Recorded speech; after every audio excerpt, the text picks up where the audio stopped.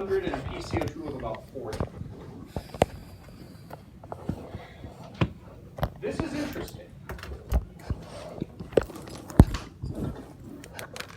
The PO2 is quite a bit lower than the air out there, and the PCO2 is quite a bit higher. Why would that be?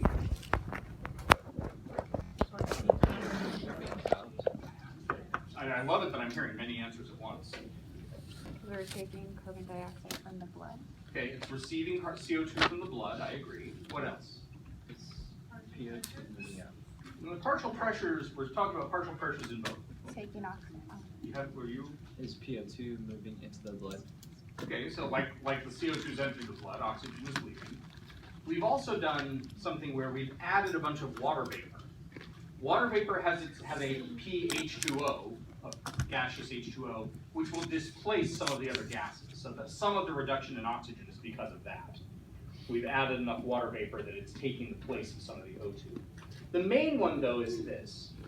We are removing oxygen and adding CO2 to this air, and we're not exchanging it all on every breath. We're going to talk about the science of spirometry probably next time. But just as a quick number to give you, here at rest, the amount of air in your lungs is probably varying between about 2 and 2.5 liters on each breath. So when you breathe out, probably got about 2 liters left. When you breathe in, you probably breathe in about half a liter, which means I'm moving half a liter of air in and out of a base 2-liter container. So I'm not exchanging the whole thing on every breath, right? That means, well, here's the analogy I like to use. Let's imagine we've got some sort of industrial sewer system here. So here we have sewage coming in.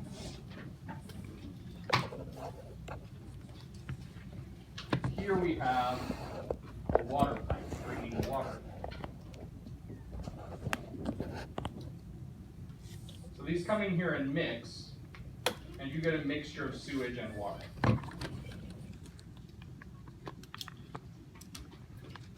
Make sense so far? Yeah? Okay. So like every once in a while we dump some water in here and then we have a constant trickle of sewage entering. So we're building up a sewage water. Now, once every few seconds, we take a scoop out of this and toss it out. But not the whole thing. So we take maybe a fifth of it. So every second, we dump in some water and then scoop out some of the mixture. Is this going to be water, sewage, or both if we're doing that? It's going to be a mix, right? So here, we've got CO2 entering, that's the sewage. We're breathing air that has very little CO2, so when we breathe in, that's the water, and when we exhale, that's the scoop. Now tell me this, if on every cycle, say this fills to the level of 200 gallons, if every 10 seconds I scoop out 190 gallons and then add 190 gallons of water, what's the mixture going to be like? Water. Mostly water, assuming that's not a flood of sewage. Make sense to everybody? Likewise, if I breathe much more deeply than I need to, if I go like that, yeah, I know. Don't do it for I can feel it right now. A little dizziness. So if I'm doing that, I'm getting rid of more of the lungs than usual and replacing it with more fresh air than usual. So this mixture will start to look more like that mixture. Now, the reason that makes you dizzy is because of this, but we'll get to that later. It's not the oxygen primarily. It's more the drop in CO2 that does weird things to you. Or on the other hand, if I take very shallow breaths, then I've gone to taking a spoon and then dumping in little spoonfuls. So it's going to get a lot more sewage. So our body, we'll talk about how later, regulates ventilation so that this is about what I end up with. These are the desirable numbers. How would my body know what those numbers are? Receptors. I don't have receptors that respond to the O2 and CO2 of this gas. I do. So if I've got blood coming through like this, assuming that that blood has a chance to reach equilibrium with this air, what will be the PO2 and PCO2 of the blood leaving the lungs? 140. There you go. PO2 in solution 100, PCO2 in solution of 40. And that I do have sensors for. Not the O2 so much. We'll get to this next time too. This is a common misconception. When you hold your breath, the reason you feel that increasing need for air is not the oxygen lack, it's the CO2 buildup. You don't detect low oxygen until you're about to faint from it. Your oxygen sensors are not very sensitive. If you've ever heard of the phenomenon of shallow water blackout, that is one of the reasons. We'll talk about it later. But this is actually the primary thing your body is regulating. That's that level of CO2. If that rises, you will breathe deeper and faster. If it falls, your breathing will slow and become shallower. The O2 is not the primary determiner. What's weird is in COPD, on some forms, like 4 different forms of COPD, some of them it's flipped, so you don't have the sensors on the CO2 for the O2, but you have a lot of O2, so then you're breathing less because you already have the O2, but you need more air. Yeah, my understanding with people with advanced COPD is that you have to be careful not to give them too much oxygen. Yeah. We'll talk about this when we talk about regulation of ventilation, but in people who have impaired breathing, where their body can't adjust for this, CO2 levels build up, and then their body adapts to that. Says, okay, that's normal. And then they build up more. It says, okay, that's normal. And eventually it just says, you know what, I don't know what CO2 is supposed to be, never mind. So now we're relying on those not very sensitive O2 sensors. And if you give the person enough oxygen, their body just says, hey, we don't need to breathe anymore. Yeah. So, yeah, it can be this is my understanding. It sounds like you know more about it than I do. We'll talk about that more next time, and when we do, I want to hear some stories or explanations. That'll be helpful. Okay. Cool. Okay, so that's going to be why we breathe. The main reason, assuming we're healthy and don't have these problems, is to keep these numbers this way. Also, one of the things that sometimes gives people trouble is you imagine blood coming in here low in oxygen and high in CO2.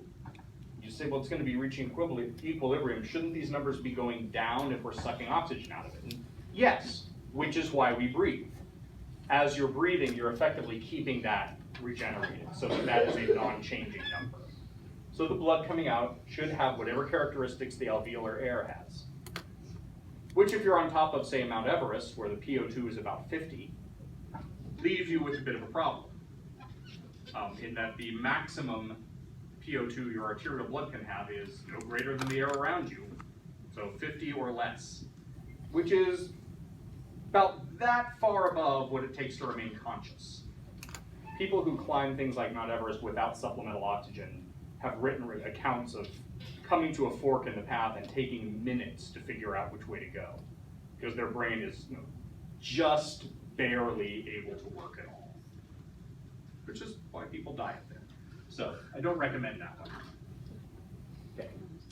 All right, so let's talk a little bit about, we know why we breathe, now let's talk about how we breathe. And here we go back to this diagram. If I want air to go into my lungs, the pressure out here is 760. What does the pressure in my lungs need to be if I want air to go in? Lower than 760. It will, at any given moment, it will never be more than about maybe 5 millimeters of mercury different. If it were, you'd have crush problems on your chest. But in order to make the pressure in my lungs lower, I'm going to need to do something to my lungs. There's a law of physics, Boyle's law, that says that, yeah, see, it all comes back. Boyle's law says that the pressure and volume in a container are inversely related.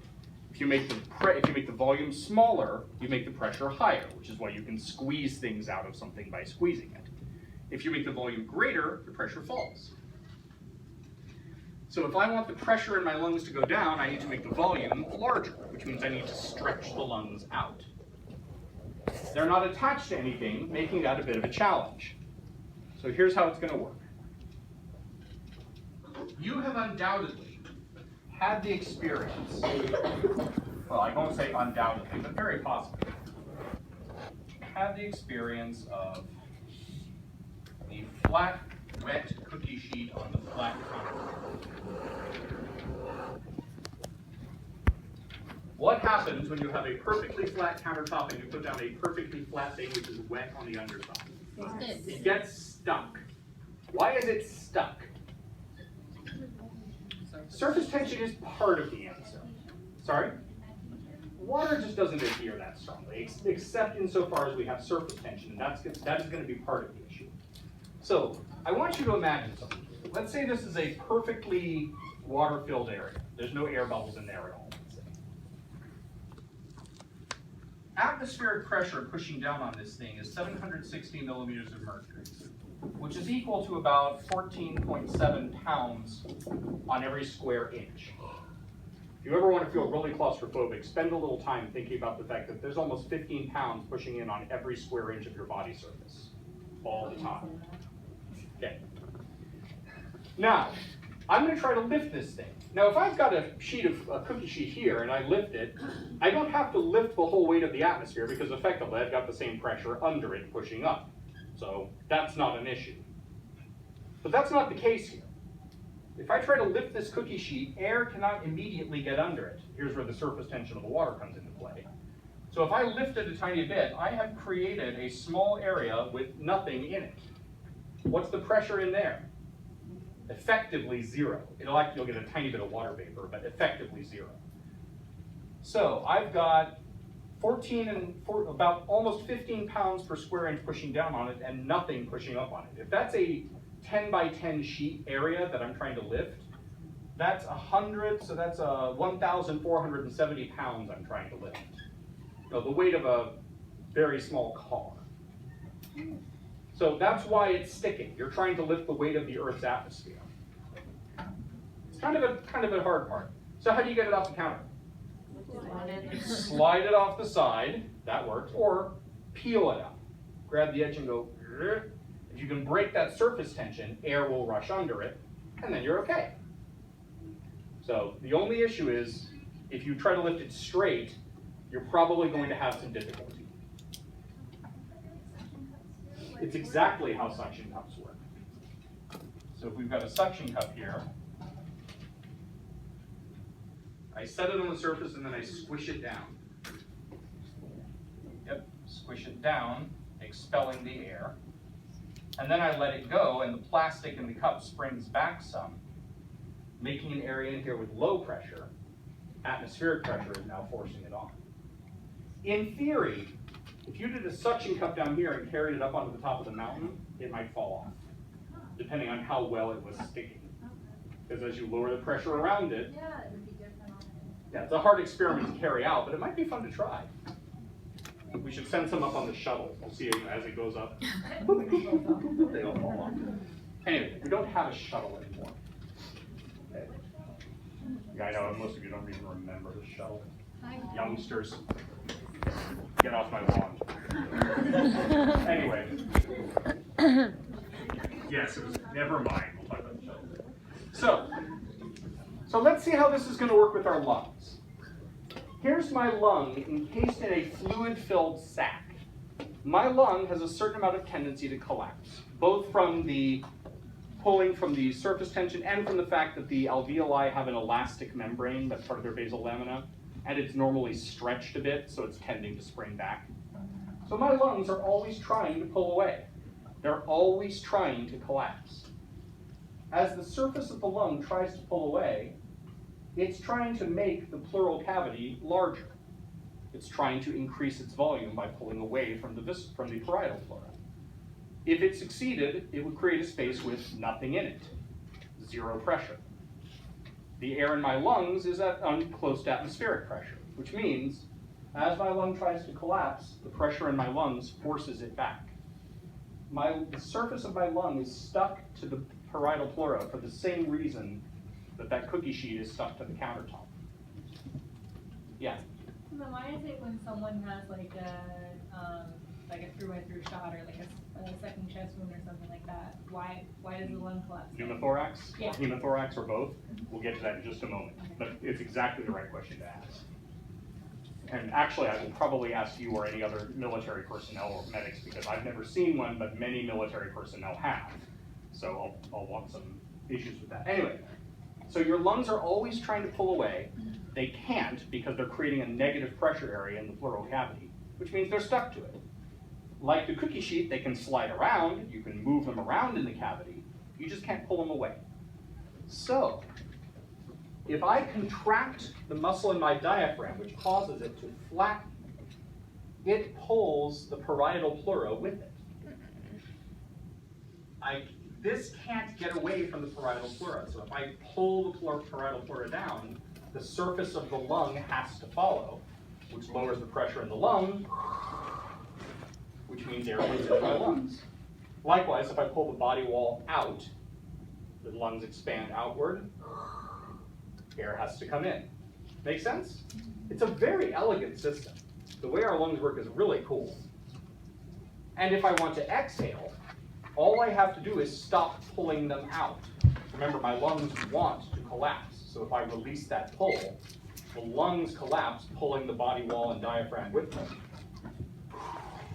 Air flows out. We'll talk about the muscles involved in a moment. Is that a vibration or did someone say, Okay. We'll talk about them in a moment. Okay, maybe we won't. All right.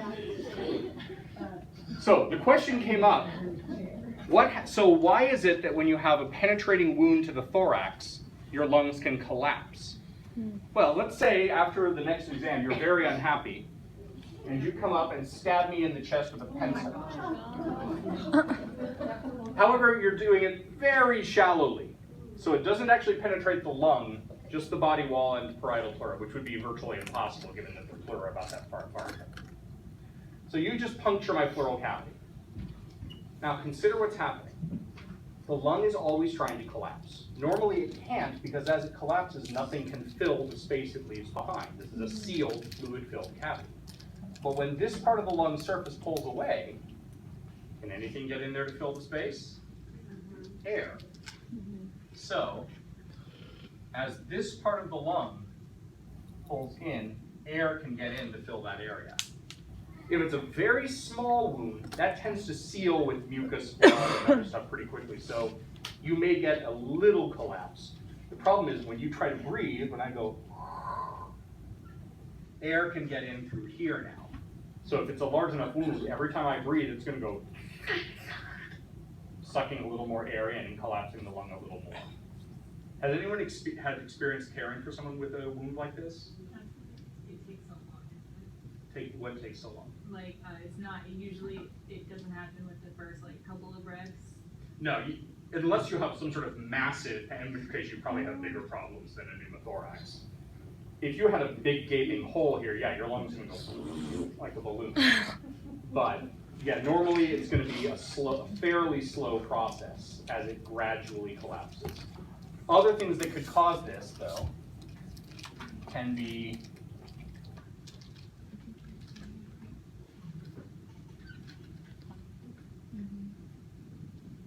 a burst on the surface of the lung itself.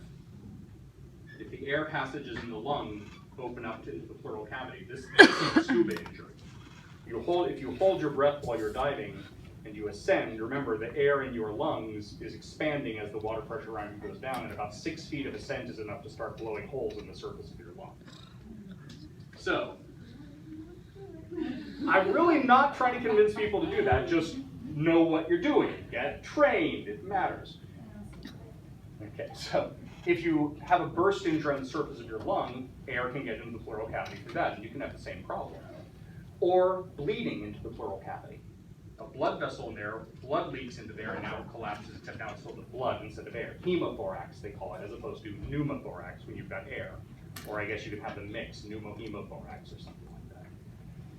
In any case, A mild pneumothorax is not considered a terribly important injury. In fact, sometimes people don't even know they have them. Assuming the injury can be sealed, the extra air in here will eventually be absorbed into the bloodstream. It self-corrects if you can seal it up. I am not a doctor, or a medic, or any. I can put on bandages.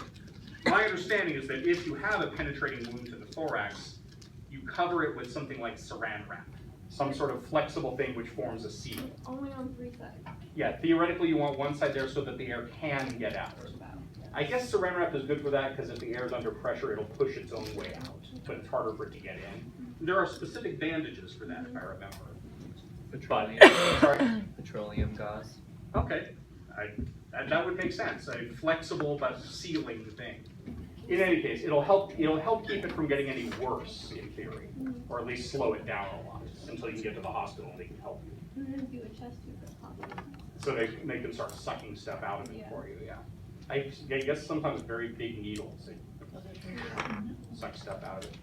Anyway, if it's also remember these two pleural cavities are separate. So if one lung collapses even fully, the other one is enough to actually fully exchange gases for you. The problem is that if one lung collapses fully, there's such a pressure difference between the sides of the chest that it puts huge pressure on the heart and the major blood vessels there. That's actually an immediately life-threatening problem. They call it tension pneumothorax. And that has to be corrected right now, whereas a simple pneumothorax generally doesn't. You've got some time to get that. At least, this is what I understand. Questions there? Any issues? So please do not stab me in the chest with a pencil. I'd rather not have to deal with this. Although it would be a fun example. You know, we'd have to just like stop. Okay, wait, check this out. Look, sucking chest wounds, pneumothorax. You know we totally would. Okay. We would do that. All right. So that's how we breathe. Let's talk a little bit about the muscles involved with how we get this to happen. So for inhalation, remember the point of inhalation is to make the lungs bigger. So I need to pull the diaphragm down or the chest wall out. For normal quiet inhalation, when you're not really paying attention to it, what you're doing right now, it's really just the diaphragm. You don't even have to think about this. You have areas in your brainstem which, in the absence of other signals, will send a signal to your diaphragm every once in a while telling it to contract and then relax. You'll have just quiet, unconscious breathing. You pull the bottom of the lungs down and then let it out. What about a deeper inhalation? Okay, here's the fun part. What I want everyone to do, when I say go, take a deep breath and then hold right in the middle of it. Just freeze. Okay, I mean, only if it's not going to hurt you. Okay, ready? Go. Okay, now feel where there's tension. I feel it mostly here, in the ribs. Sorry?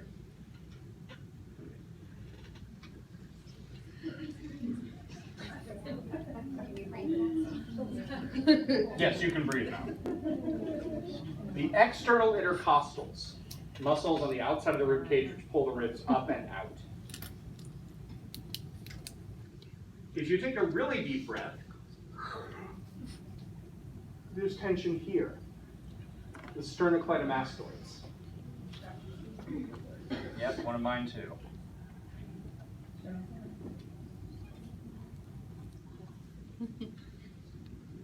Bring up the clavicles, raising the top part of the chest cavity. The scalenes here at the back can raise some of the back ribs a little. May be involved. There's some question about that. But diaphragm, external intercostals, and sternocleidomastoids are really big. If you've ever done any voice training, you know they tell you breathe from the diaphragm, from the diaphragm. Because if you take a deep breath and go, you've really done weird things to what's going on in your throat. Whereas if you go, you leave all this stable, and you just make yourself look even pudgier. But you can force yourself to do most of your breathing there, so it doesn't move your upper body much. From what I've seen with opera singers, that does not seem to be a major problem. Yeah, but you know, if you're a professional, that's not what you're worried about. Yeah, but I don't know. Not something I've ever worried about, but that's, men are under different social pressures than women. So for deep, it's all three. For deep breathing, all of them will be involved, yes. So what about exhalation?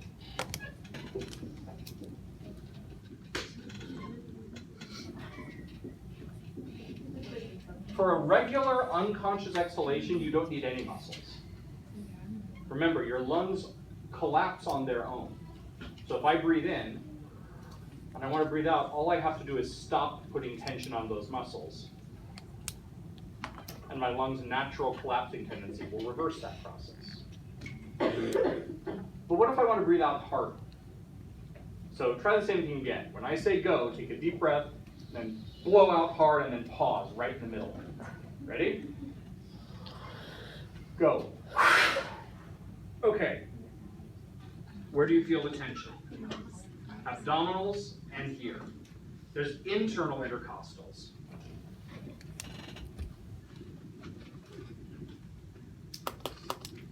And abdominals. So you would say that's a forceful exhalation. Yeah, that's a better word than deep, you're right.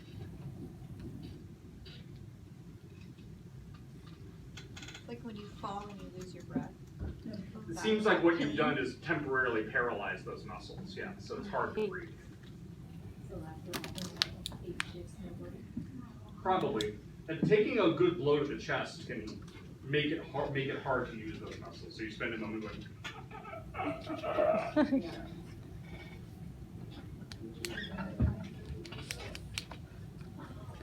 Questions on that? Take some. Yeah.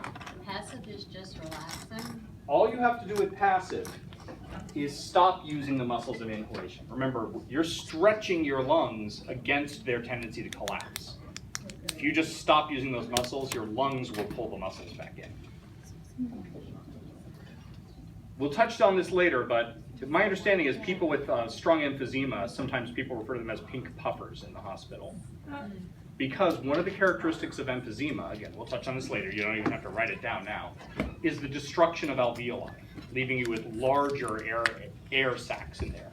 The larger the air sac, the lower the surface tension. And the less elastic tissue, the less the collapsing force. So people with advanced emphysema, their lungs don't have a very strong tendency to collapse. So they breathe in, and they relax the muscle, and nothing happens. They have to go. There is another reason for it too, but we'll get to that. Other questions on that? Was what? Okay, one more time.